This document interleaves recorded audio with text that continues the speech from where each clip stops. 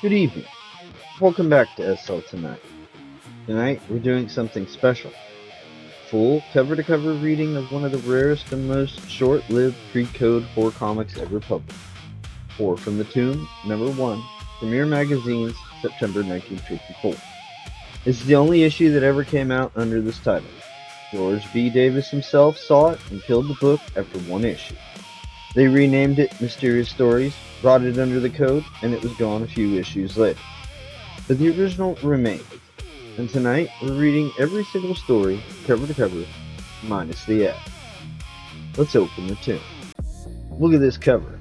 A reanimated corpse rising out of the ground, holding a skeleton like a trophy, while a couple digs desperately for the money they buried with him 5 years earlier. Classic pre-code energy, bold, lurid, and completely unapologetic. This is the kind of image that made the Comics Code Authority lose their minds. We open with Werewolf of the Alps. Man is hunting in the mountains. He falls in love with a beautiful woman, only to discover she has a secret of her own. He becomes a werewolf. She turns out to be a werelion. The body count rises. This is pure 1950s monster romance with a vicious twist. The deadly quiet of the alpine snowfield is broken by the sound of harsh breathing. A man, terror-stricken, flees across the snow. He falls, crawls to his feet, and staggers on. His strength has reached its end. He falls again. Too weak to rise, he turns and faces his pursuer. The Werewolf of the Alps. Ah! The wind whistles through the jagged crags of the mountain, whistles and howls like a soul in torment. Death comes easily to men who venture here. A slight misstep, and another body hurtles through space to lie crushed and broken below. Terror enough, you say? But there is another kind of death here. Now, the ripping, tearing fangs of the werewolf. With a mind-destroying howl, the beast makes its kill. Another man has died a most horrible death. Now the beast raises its muzzle from its kill and crouches over the mangled corpse. A tremor runs through its body. The skin ripples and changes. The fur falls back and the snout grows smaller. This thing is now half man, half beast. An instant later, it is a man on the surface. Underneath, the beast still lurks and waits. Ah, that was a good chase. This one fought very hard to escape. I like that. I see you recognize me now. Shocked, aren't you, Franz Klepp? The best guide in Wallstein is a werewolf. I'm tired now. I must get some rest. There is my house, the furthest one from town. I'm safe again. No one has seen me. Drop exhausted into my bed. The full moon, the werewolf's moon, shines across my haggard face. A good kill, but I must be more careful. Too many killed.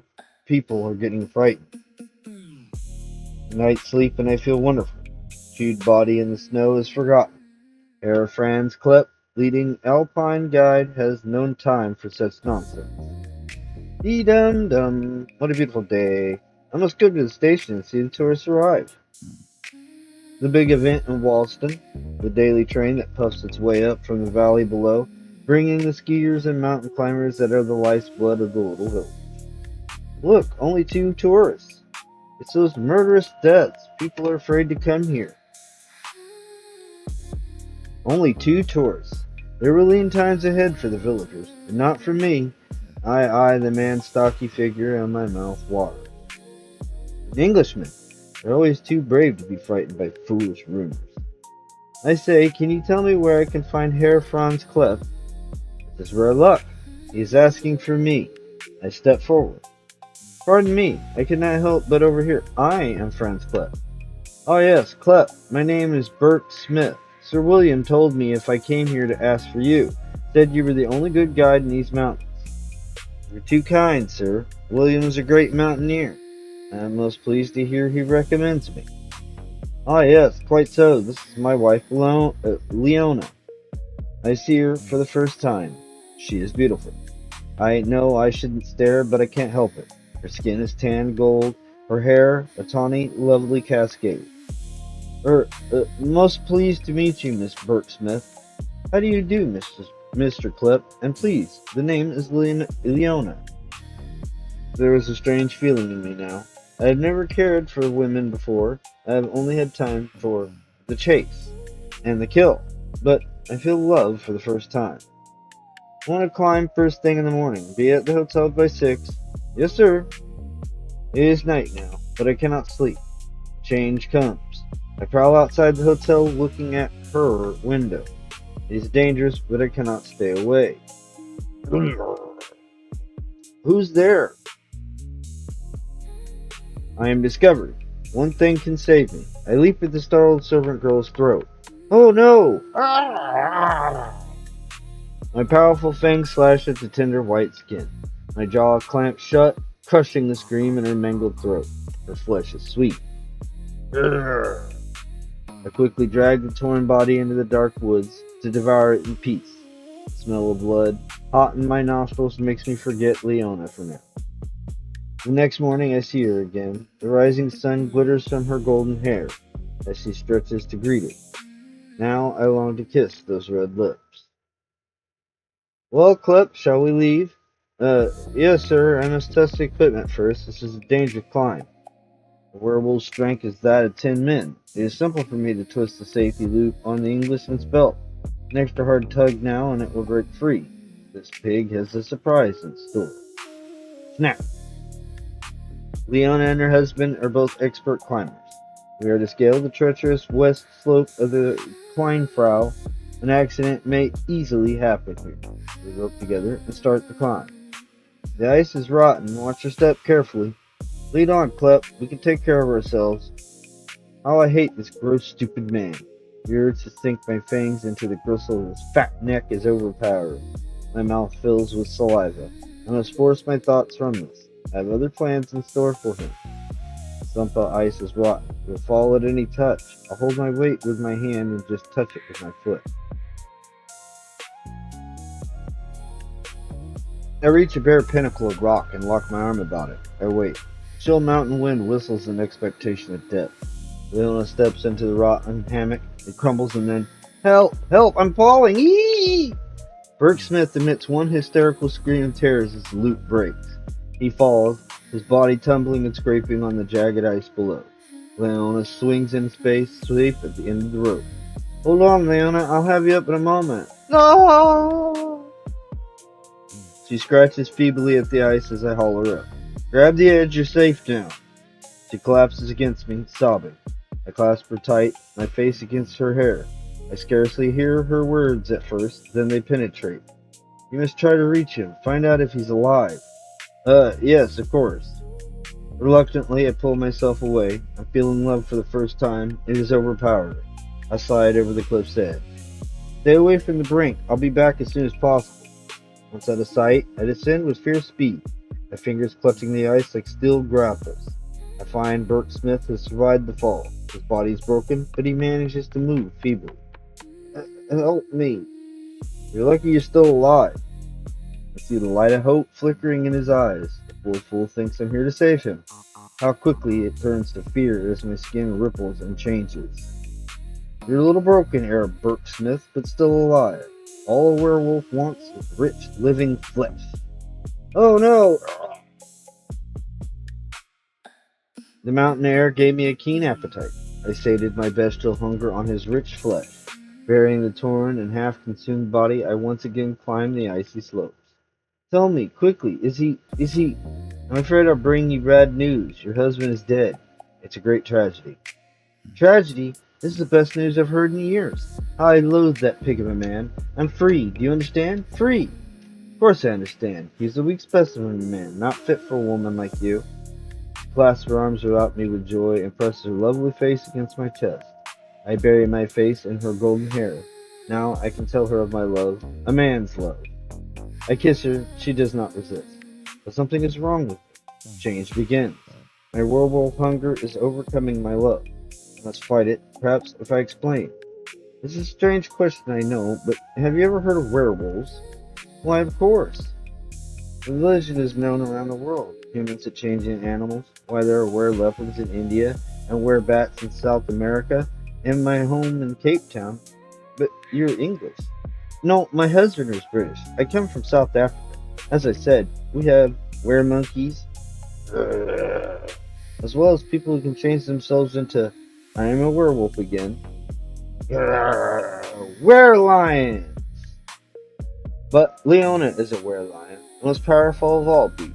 I try to fight, but her terrible fangs slash and tear. My blood runs from 1,000 wounds. I grow weak. What a fitting end for a werewolf, consumed in the same manner as his victim. I die. The end. Revenge from the grave. Bells. Bells. The sound of them vibrating in clamorous shakes. The old church tower. The sound moves down through the crumbling stones into the earth below. A faraway, distant sound that touches so lightly at my coffin in the graveyard. But I hear it. I know what that sound is. I have been waiting for it. With infinite pain, I send the command to my leg. Move.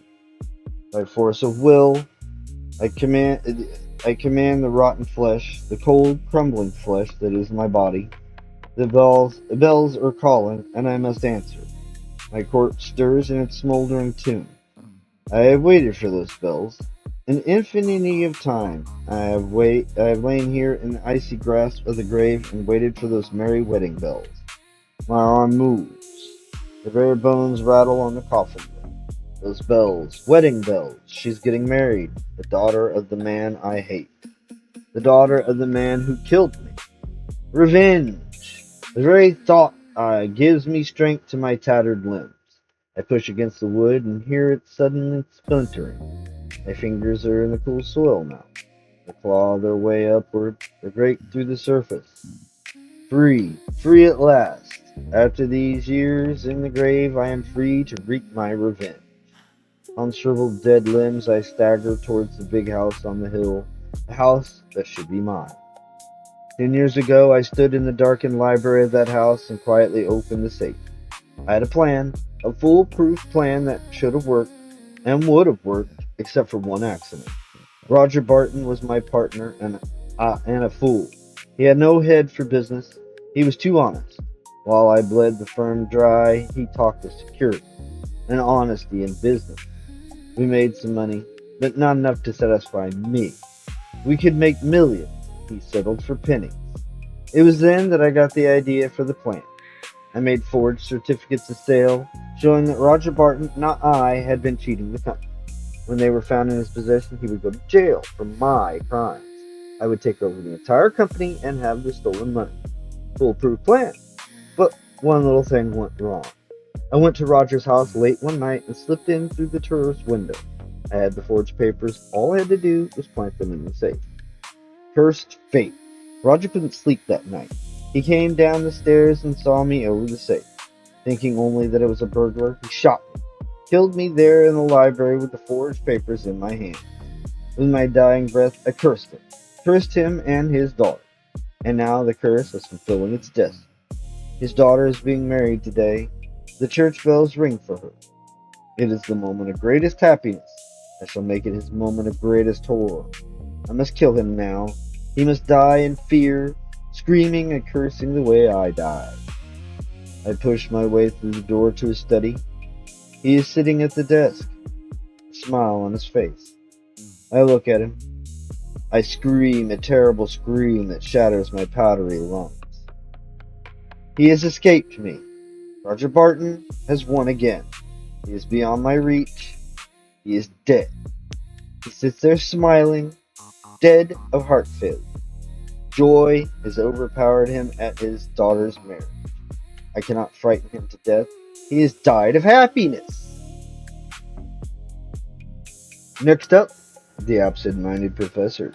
A young woman marries a brilliant but distracted professor, only to slowly realize her husband is more machine than man. Artificial hand, artificial foot, artificial ear, and it just keeps going. This is the quietest and most unsettling story in the book, the horror of gradual self-loss. So, you want to hear a story, eh? One of the terrifying tales from my case book of evil. Would you like to hear about ghouls or vampires? Or maybe about the swamp men who...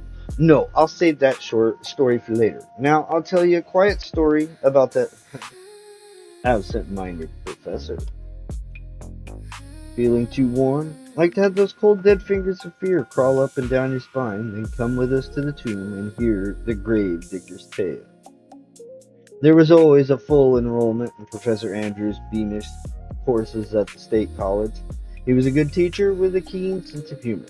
His lectures were never boring, and students who applied themselves could always be sure of a good grade. The electron has an affinity for the proton, an attraction, you might say, that girls have for boys. The male students all liked the professor's jokes, but the girls were attracted for different reasons. They weren't interested in his course, but in him. Isn't he just thrilling? His voice makes me just shake inside when I hear it. He's the only real man on campus, so much more masculine than these boys. Only one girl seemed to be immune to the professor's charms, Janice Lloyd. These girls make me sick, the way they swoon over Professor Beamish. So unfair. He's a wonderful teacher. That's more important than being handsome. And perhaps Janice wasn't as immune as she liked to believe. She found herself breathing a little faster whenever he came near. Keep your eye on the galvanometer and you won't have any trouble. Thank you, Professor. I understand now. Absorbed in the experiment, Professor Beamish steps back. Have you checked these terminals? Oh, Professor, your arm. Watch out. Janice held his arm an instant longer than was necessary, an instant they both seemed to enjoy. Thank you, Miss Lloyd. It's a bad habit of mine. I'm rather absent-minded, forever forgetting getting into things without knowing it. You've ripped your sleeve. A second more and it would have gotten your arm. I hate to admit it, but I'm beginning to see why the other girls are so wild about him. He's so mature, even a little absent-minded. He makes the male students look like children. Good evening, Miss Lloyd. I see we're both going in the same direction. I hope you don't mind if I walk along with you. Of course not, Professor. I think it'd be wonderful. Janice could scarcely believe it.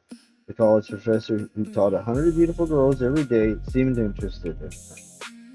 Later, I've admired your laboratory work very much. You show a grasp of physics, principles beyond the average student. The credit belongs to you, Professor. You teach science as if it were fun. Their quiet walk was horribly interrupted. A mad dog had sprang at them. Oh no, help, help! Stand back, I'll take care of it. Grrr. Janice saw that the professor was a man of action as well as a man of letters. He carefully reached for the beast's throat. He's got your arm! It's alright, Janice, I'll take care of him. He won't get near you. Slowly, deliberately, almost absent-mindedly, the professor sinks his fingers into the mad dog's throat.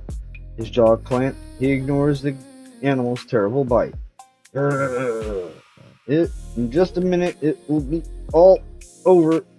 The dog's grip relaxed, but the professor's never did. Might be better if you didn't look. This isn't very nice to watch. A moment later, it was over. Janice collapsed against the professor's chest. It was horrible. Your poor arm. You were so brave to do that. I had to, Janice. I'd rather him chewed my arm than my throat. Don't worry, it's finished now. I'll get my arm attended to, and we'll see if we can forget this entire business. Janice waited, worried, while the doctor attended to the arm. Professor, how is the arm? Your arm is fine, and my name is Andrew. If we're going out to dinner, I can't have you calling me absent-minded professor all night. This was the beginning of a whirlwind campus courtship that had the whole college buzzing. Janice and the professor spent all their free time together. Hi, Andy. Have you been waiting long? Never too long for you. What do you say to a walk by the river? They were no longer student and teacher. They were now man and woman. The moon was full, and the night air was warm. Janice, my Janice, I don't know why you should be in love with an old man, but since you are, have you ever considered getting married? Old man indeed. Let's not hear another word of that. And why were you so long about asking? Of course I'll marry you. A month later, they were married. The entire faculty came to the wedding to celebrate and to gossip. Disgusting. That's what it is. She's just a child.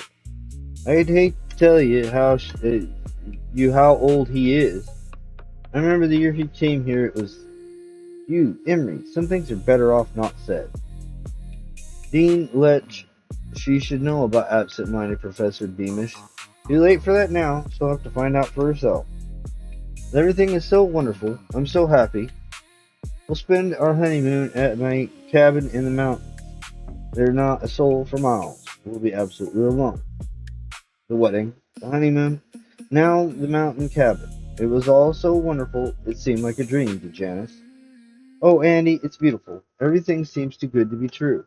It's true enough, darling. Now, let me just grab these bags.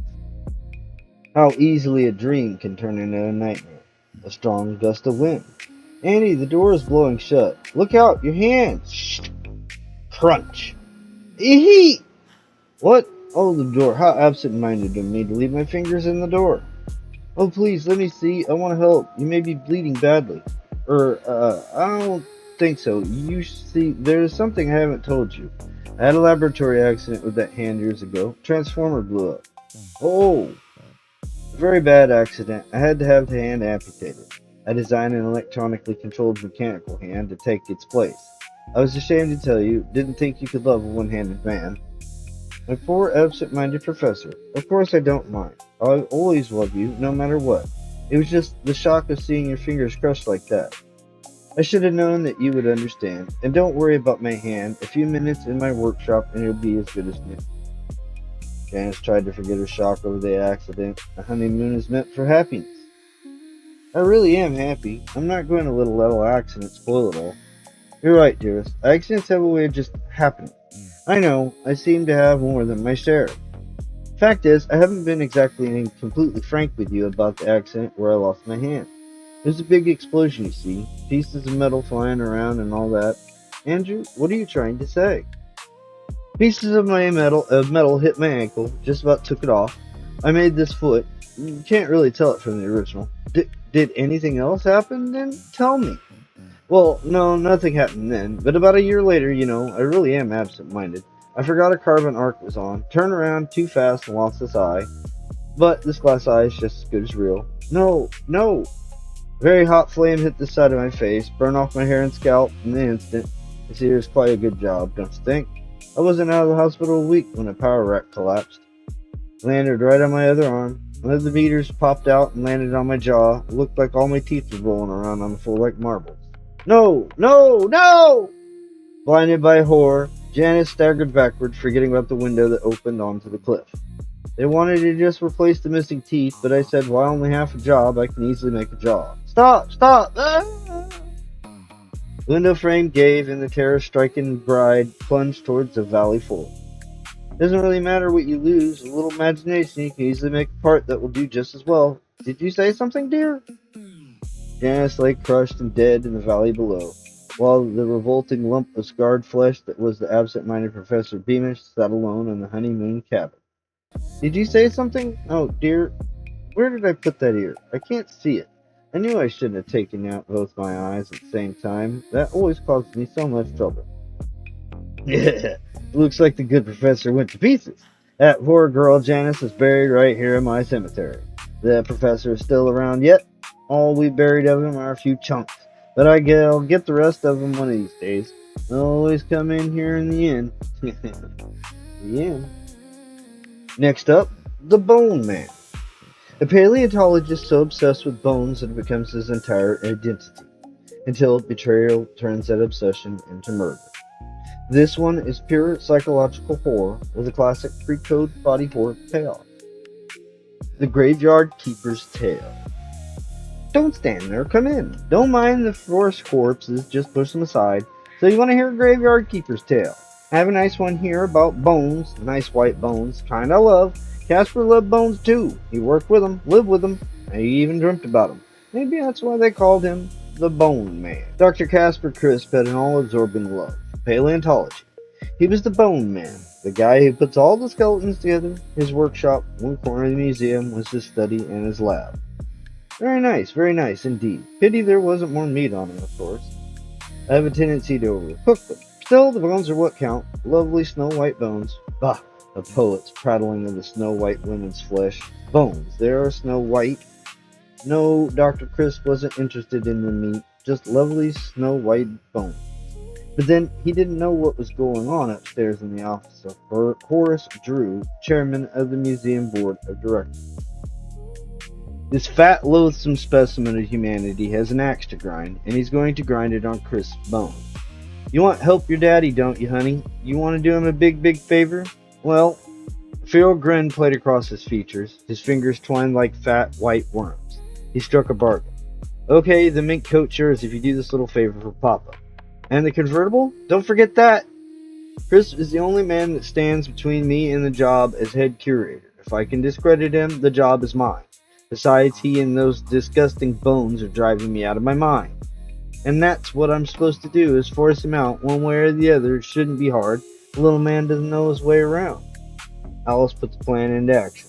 Chris was used only as animals around Bones, not to anything like Alice around Bones. Everything around her was vital. The workshop was not open to the public. I beg your pardon, oh, aren't you cute? They said you were funny. I think you're cute. I mean it. Working in that stuffy old place? Well, we're going to change that right now. Before he realized what's happening, Crisp had a date with the fast-talking Alice. And just as I told you, Daddy said that awfully nice Dr. Crisp all alone with those nasty old bones. Poor man, I'll bet he hadn't seen anything in ages, and that's why we're going. First to the Stag Inn, then to the Wind-Up, and maybe later to Smoky Moe's where there's supposed to be voodoo dancing. It'll be fun. Lovers in all the dark corners, Alice close to him, the heady smell of her perfume, the redness of her lips, the incredible allure of her nearness. I never drank before. Will this drink? Forgotten was the workshop with its collection of ancient bones. This was real, and no bone was as white or fragrant as the face of the woman next to him. You know, I'm glad you brought me here. I like it. That's it. Bottoms up, cutie. Say, let's go to Smoky Moe's. Sure, after the next round. It was a big night, the biggest he ever had. Whee! Fun, fun, fun. Now isn't this fun? You're so right. You're so very right. I want to go to the woo place. Let's go. Okay, Crispy, whatever you say. Such good fun. Woo! Voodoo! He's out cold. Put him in the back of my car and come along with us. There's 20 apiece for you after I show you what to do. Okay, lady. In the museum. And break up the exhibits. Do a good job. Smash every one of those filthy bones in 1,000 pieces. Break them. Destroy them. Now, wasn't our Alice a real cutie? Chris sleeping sound. But what an awakening for him. A short time later, Alice relates the vicious tale of her undoing of the poor Dr. Chris to her gloating father. And then he left him there with the broken bones. I knew my daughter wouldn't fail me. Now we'll take a look at carnage. I did my part, Dad. How about the coat and the convertible? Girl has to be paid for her efforts to help out. It was a fit garment, the skins of treacherous animals over the body of a treacherous woman. Daddy dear, you're the nicest man. In many ways it's been a prosperous evening for both of us. Hurry, I want to see this lovely sight with my own eyes. Come, Alice. Let's show Crisp your new coat. I'm sure he'll appreciate it, especially when he learned how you got it. What happened? Who did this terrible thing? Precisely what I'd like to know, and the answer seems obvious from your condition. The executive board already knows. I called them when my daughter told me what she saw you do, and they are now in special session to do. I have to tell you what they will do. Throw you out, that's what. You can't come here after a night out and destroy museum property. No, I couldn't have. I love these old bones. I could never hurt them. Never! The full consciousness of the girl's treachery snapped the delicate thread separating sanity and madness, and transformed the gentle doctor of paleontology into a raving maniac. Ah! What's the matter? Why are you looking at me like that? No! No! Ah! You did it! You destroyed my lovely bones! Both of you! Ah! Stab. I'll show you! You both hate me! The doctor seems quite happy exchanging new bones for old. Just a little more cooking. Just Drew wasn't as tender as Alice's. Dum-dee-dum-dee-dum. Tra-la-la. We didn't believe Drew, but the evidence is plain. We naturally respect your years of service, but you understand how it is. You're a disgrace to the museum. Always thought of you were more of a butcher than a scholar. All this cooking and bone cutting, disgusting. I see now that Drew was right all the time. Yes, you're a nasty man, a disgrace to the museum. And what are those heads you're cooking? Ugh! Ugh! Yes, the pots will hold them nicely. My, but their bones are tough, but I can do it. Almost done. I'll need plenty of wire. The next morning, board of directors, extinct. The end. Off with the head! That's what the wild Paris crowds would shout when Henri would climb the steps of the guillotine. Off with the head! He would turn and shake his great shaggy head at them, and his thick lips would ripple back in a smile that exposed his black and broken teeth. A giant of a man, over 7 feet tall, his brain was as weak as his back was strong. And only one thing did he excel, his control over Madame Guillotine. He would caress the blood-soaked wood of the deadly machine and croon a love song as he filed a razor edge on the monster blade. When the tumbril pulled up, carrying its helpless victim, his manner changed. He was the executioner now, cold and grim. As the chant of the mob echoed in his ears, he would drag the quivering wretch onto the platform. His filth-encrusted hand would force the victim's neck into the bloody notch. An instant later, the blade would strike home, and another head would roll into the waiting basket. When a woman was to be executed, his manner changed. He loved the ladies, although they despised him. He would gently pull the long hair back from the quivering neck, and with gentle care prepare the fainting maiden to meet the blade. Perhaps it was this weakness that gave Mimi the courage to do what she did. A weak knock on the door of his hovel one evening brought the monster Henri to his feet. He shambled forward, a foul oath on his lips, and flung the door wide. He stopped, paralyzed. This was a vision from outside his cruel world. He had seen girls like this many times, but always as they were about to die. Here was one in the flesh. Beautiful she was, and her golden hair fell full on her long cloak that covered her graceful figure. Her lips quivered as she spoke, but she had courage. My father, le Comte de Sacre, is in the prison. Will you help me save him? Here is gold, everything I have. Henri looked for an instant at the gold, then grabbed it. At the same time, he reached out and crushed the girl to him. He kissed her with slobbering lips. For an instant, she remained before she pulled away. I will free him, he said, but you must return tomorrow with more gold. Mimi nodded, then fled. The following evening, Henri met her at the door. An awful grin was spread across his features. His hand was behind his back. Give me the gold, for I have set him free. Trembling, she reached into her reticule and brought out a deerskin bag. This is all I could get. My friend's help, it's all gold. She handed it to him. When the helpless Mimi had paid him, he brought his hand from behind his back and showed her. It was her father's head. See, he is free now. What greater freedom is there than death? His laughter was drowned by her screams as he put his arms about her. He laughed again at her puny strength. How could she dare to resist him? And his foot slipped in Le Comte's blood, as if the old man had reached from the grave to aid his daughter. At the same instant, Mimi pushed against him. Off balance, he tottered, slipped, and fell into the gutter, just as the coach roared down the narrow street. The horses galloped by, and Mimi screamed. A mad, insane scream, half laughter. She, a small girl half his size, had done what thousands longed to do. The monster Henri was no more. A wheel of the coach had taken off his head. The man who had beheaded thousands had literally lost his head to a woman. And then finally, you can't keep a good king down. A prince murders his brother for the throne. The dead king keeps coming back, over and over. The story is pure EC-style irony with a corpse that refuses to stay buried. Literally. Grandma Gruesome's Dead Time story. Come in and join us. The skull in my hand, just an old friend. King Boric. Knew him well. 'Twas his brother made him unwell. Joke. But let me chattering old bones tell you all about it. You can't keep a good king down. The king was dying, and soon Boric, the eldest son, would be the new king. There'd be a month-long festival in the land of Labodia before the people loved the gentle, kind, and strong Boric. Grunton is dead. The king is dead. Long live the king. There was nothing but affection in Boric's glance, and love in his heart for his brother, Stubal. But Boric knew no evil. Know this, brother mine, together we shall rule Labodia.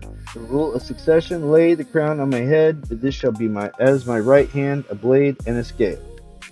The words are like milk in a wine glass, but I have that in my belt to bring the foam to the drink and death's gurgle to this idiot's lips.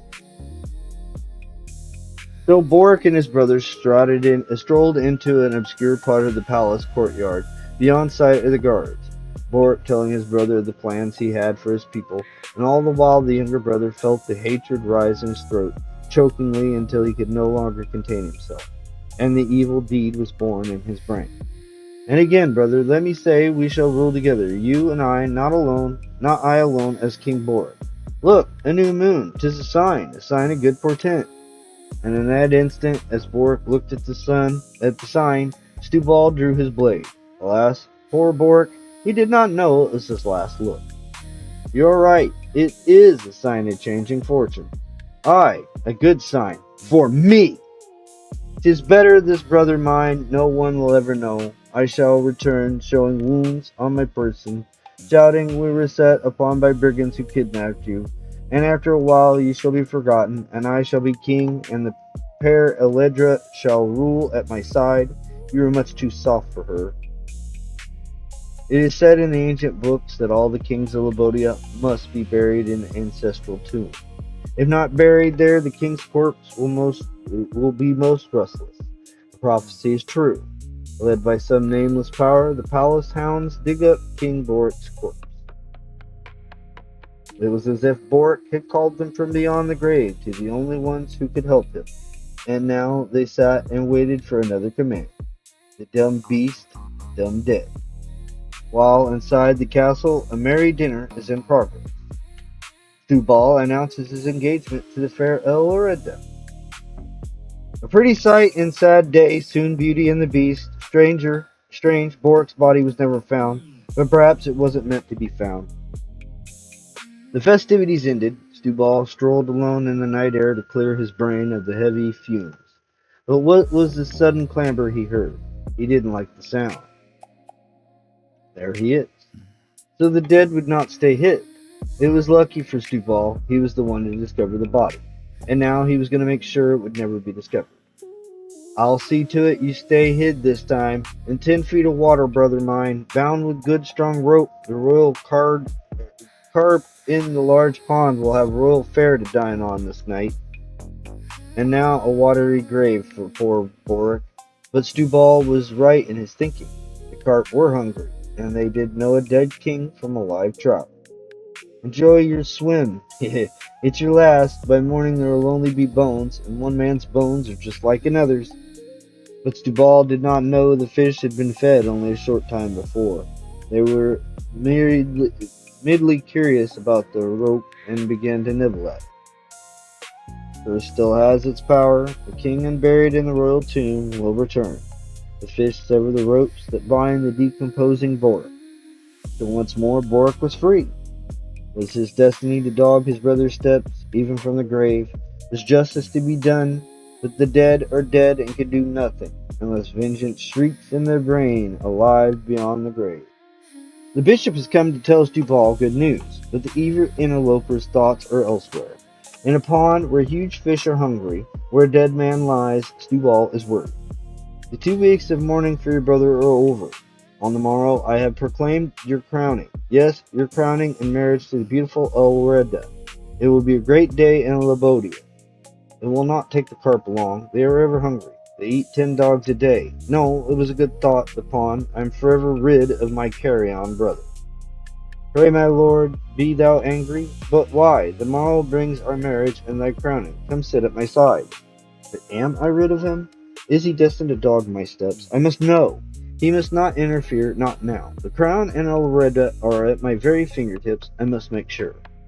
Yes, Stubal had to make sure. Had to make sure the king would stay dead so he could be king. But even now, Boric returned. The dead thing floats up, higher and higher, to the surface. Will this haunting never cease? Then now Stubal has something in mind to end it, once and for all. A devil's plan. So you thought to escape, brother mine? Haha, I shall help you. Remember our playroom on the topmost floor of the palace? Only we remember. No one uses it. There's a trunk there. Yes, it will make a cozy throne for you.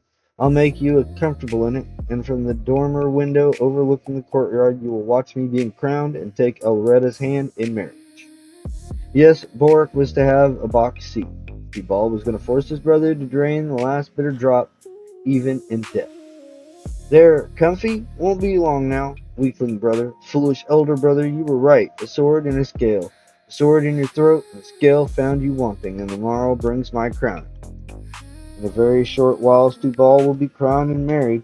Nothing can go wrong now. The populace is wild with delight. Their cheers and stamping literally make the palace shake. Stubal is sure he has foiled the curse. Bork will return no more. We have to shout and put on a merry face today, for does not our good King Stubal become a king in reality? A pity justice is blind. 'Tis not a kingly face.